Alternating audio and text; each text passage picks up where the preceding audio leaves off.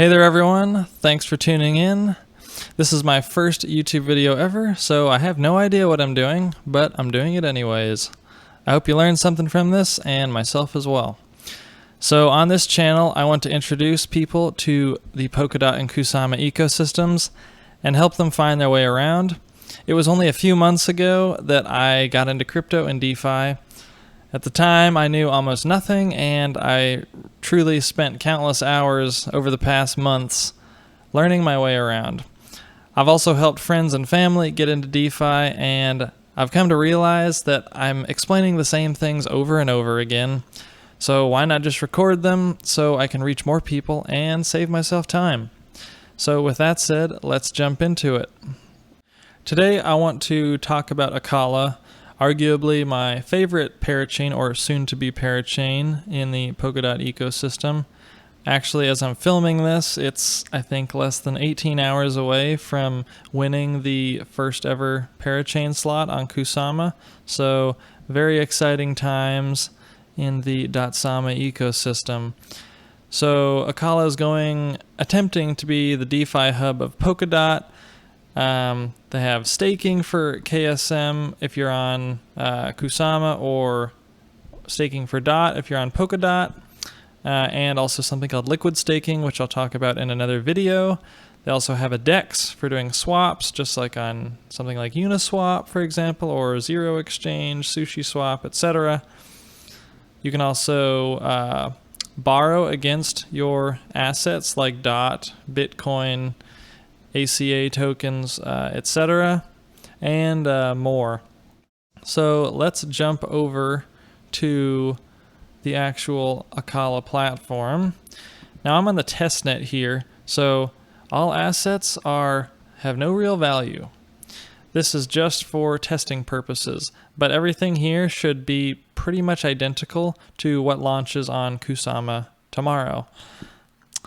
So first, let me show you my account page here. So these are all test tokens, but again, once this launches on Kusama, things will look the same. You can have ACA tokens, you can have aUSD stablecoin, you can have liquid DOT, you can have DOT, you can have XBTC, which is just Bitcoin that's come over a bridge, and this is, a Polkadot friendly version. So I've got some Acala tokens, I've got some aUSD stable coins, and let's say I've got some XBTC and RenBTC, just a different Bitcoin from a different bridge. So let's say I want to use my Bitcoin as collateral to mint a loan for myself. So I'm going to go to the Borrow aUSD tab. Again, I can see my balance here at the top. And currently I have no loans, but I'm gonna get started and create my first loan here. And I'm not kidding, this is super easy. Compared to going into a bank and getting a loan, I mean, this is just night and day. You can do this in 5 minutes. So first I need to select my collateral. So as we can see, I've got $13,000 worth of XBTC. So let's just go ahead, let's go ahead and use that. So I'm going to select that as my collateral. We can see the current price of Bitcoin, or technically XBTC, but Bitcoin. The interest rate that the loan is going to have, the minimum collateral percentage or ratio, the liquidation ratio, and the liquidation fee. I expect these numbers are going to change once it comes up on Kusama. I believe some of these numbers can be voted on and changed by on-chain governance. I'm hoping the liquidation fee isn't actually 20%. I think that's why this liquidation ratio is 120%.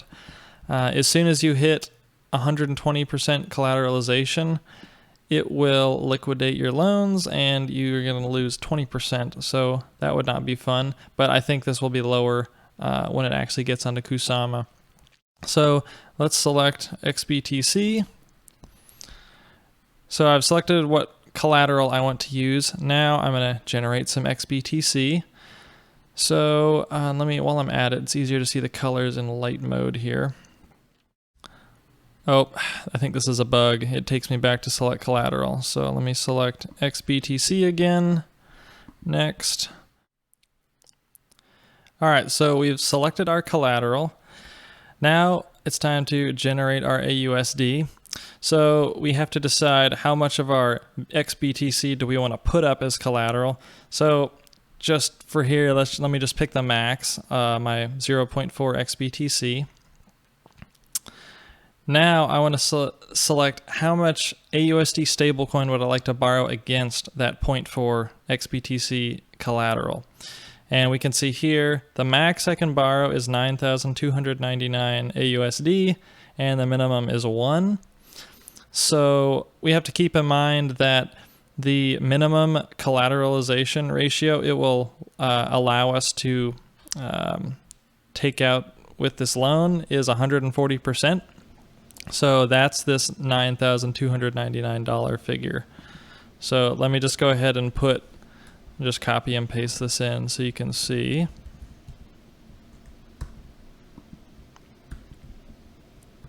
Okay, it's not wanting to paste. Let me just type it. 299. So here we can see this is what you need to look at over here.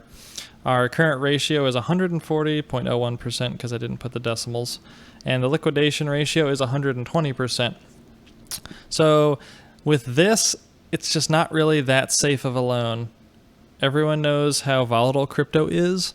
So Bitcoin wouldn't have to drop that far for it to go from 140% to 120%, and then you instantly get liquidated. Especially a day like today where the whole crypto market is crashing because miners are getting kicked out of China, but I digress. Also, we can see at the top here, with the Bitcoin at the current price of 32,000, it has to drop to 27,000. If that happens, then you will be liquidated. So we want to kind of turn our levers here to get a loan that we feel safe with. So let's say I don't have any more Bitcoin to throw as collateral, so that would be one way to increase the safety of our loan is increase your collateral, but we're already using the max. So I need to be a responsible borrower and lower. Let's say we go to $5,000. Okay, this is looking much better now. Bitcoin would have to drop by more than 50%, which still it could happen, but you feel much safer with this. So now we're at a 260% collateralization ratio, and it has to drop quite a bit to get to that 120%. And again, we can see our interest rate here. I'm assuming this will be different on Kusama and Polkadot, but I'm interested to see what it actually ends up being. And again, the liquidation penalty. So let's go ahead and click next. We're feeling pretty good with this. All right, confirmation. So we're going to deposit 0.4 XBTC as collateral. We're going to borrow $5,000 of aUSD stablecoin against that collateral. We have a current collateralization ratio of 260%. We're feeling pretty good about that, and we're paying a 4.3% interest rate. And there's a small fee for me to take out this loan, estimated to be 33 cents, paid in Akala tokens, 0.01. So pretty cheap, especially if you've come from ETH anytime in early 2021. This is a joy right here. So let's go ahead and we like everything we see, so let's hit confirm. And the Polkadot.js Chrome extension pops up. We are going to sign our transaction.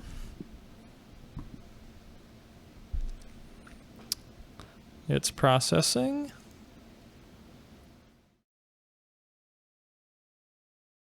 All right, and we can see our balance has changed. We just received just a tad over 5,000 aUSD stablecoins. If I go back to my wallet here now, I can see I already had a little bit of aUSD in here, but now I've got that 5,000 here. And we can see my XBTC now shows I have 0 because it's still, I have the XBTC, but it's locked in that loan as collateral. And until I deposit $5,000 of aUSD back into it, I can't get that XBTC out.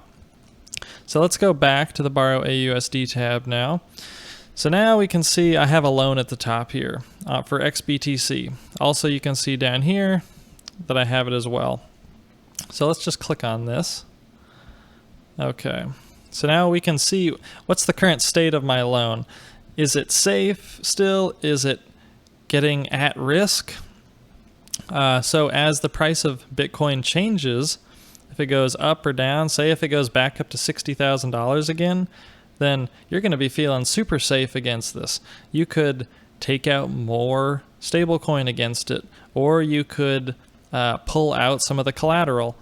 So if it went up to 60,000, your current ratio here would go up a ton too, maybe like 400%, I'm not sure what. If Bitcoin drops to 20,000, then you're going to see this current ratio drop quite a bit as well, and you're not going to be feeling so safe anymore. So down here, we have the 4 levers that we can use to increase our risk or our safety, depending on what our risk tolerance is. So first thing, the most important thing I would say that you need to know is how can you pay back your loan. So you need to pay off the whole loan. You need to put in a little over $5,000. So you can pay it back here. Also, since we have this 261% collateralization ratio, but the minimum was 140% if you recall, so we can actually take out more aUSD against this 0.4 XBTC collateral. Now if you take out more aUSD again, you're going to lower your ratio, again making it a riskier borrow. Now on the collateral side, we have how much is required. So you can deposit more collateral. Now it won't let me here, it's got the little hazard sign because I don't have any more XBTC, I put it all in. But if I did have more XBTC, I could add it to the collateral and that would increase my collateralization ratio, making this a safer loan, less likely to be liquidated. Alternatively, I could withdraw some of this XBTC collateral, and that would in turn lower my collateralization ratio, increasing the risk of this loan. So let me just show you an example here. So let's withdraw some of our collateral, decreasing the collateralization ratio. So I've got 0.4 in there. Let me just withdraw 0.05. So you can see it shows my new collateralization ratio is going to be 228% as opposed to the current 261, and my new liquidation price will be $17,000 instead of the $15,000 here. And again, those great small fees. So let's confirm. Oh, did I close it? Yep, there we go. Let's sign our transaction again.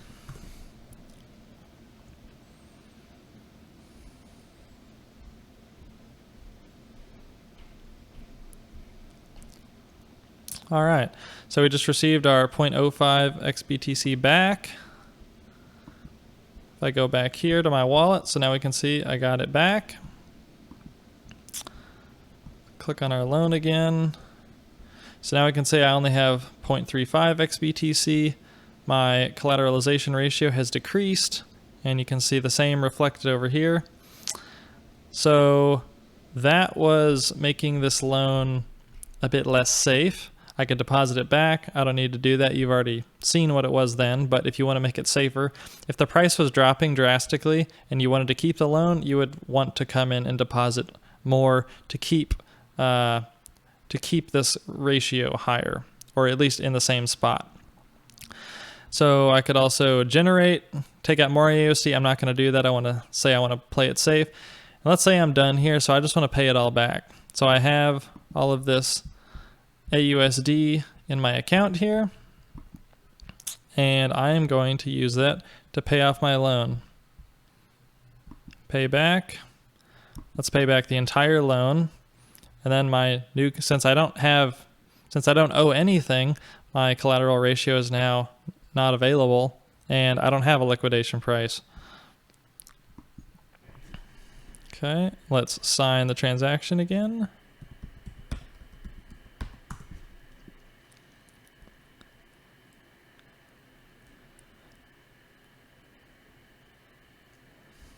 All right, fantastic. So now we can see for the XBTC collateral, we don't have anything, 0 and NA. And now if we go back to our account, we've paid back all the $5,000. And, oh, good point here. Where's my XBTC? Well, the XBTC is actually still here in the loan. So I have to actually come manually withdraw it. 0.35 able to withdraw. So let me do that. Withdraw all of it.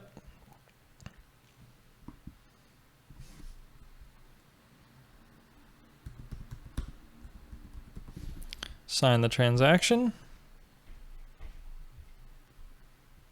All right, and we've received 0.35 XBTC back. We don't have any more loans anymore, but again, you can come in and create as many loans as you want. I could do one on XBTC again, or I could use my liquid dot, I could use my REN BTC, I could use my dot. The possibilities are endless here. So if I go back to my wallet, there's my 0.4 XBTC again back. Now, why would you want to do this? Some reasons you might want to do this, for one, that I personally plan on utilizing is taking out some loans, using my KSM as collateral, and keeping it a safe loan, keep a high collateralization ratio, but use some of that to go buy other tokens for other parachains that are launching, like Kilt Protocol, maybe some Moon River, some Scheiden, some Altair, etc. Now, if the entire market crashes, maybe you might end up regretting that decision, but it's a way to put your money to work.